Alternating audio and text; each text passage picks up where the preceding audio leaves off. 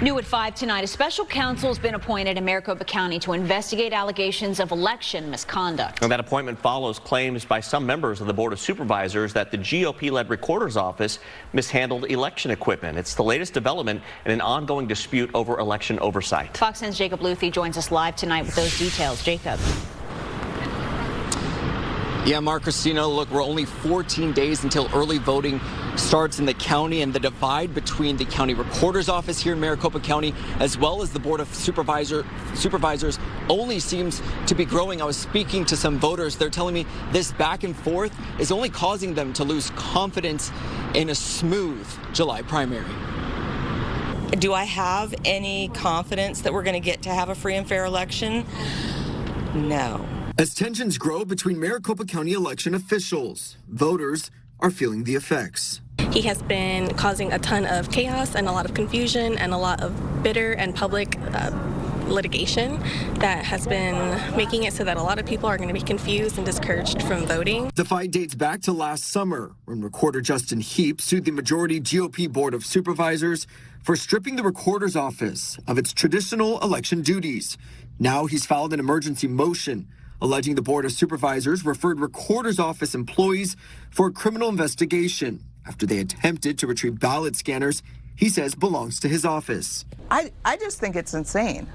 Even if you thought it was your machine, why would you do something like that? Supervisor Debbie Lesko says she's reviewed security footage that shows the recorder's chief information officer removing an elections department machine from a secured facility, placing it in his private car, and taking it to the administration building. The county attorney's office said, you can't use that machine anymore because we don't know what they did with it.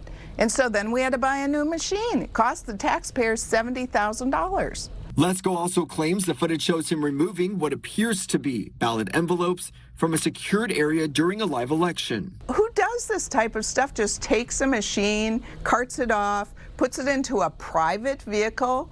I mean, talk about election integrity and chain of custody. With 2 weeks before early voting in the primary, some say the continued back and forth is impacting their confidence in a smooth election. Our Maricopa County Board of Supervisors are violating court orders and doing everything they can to obstruct Justin Heap, who is duly elected by we the people to do a job.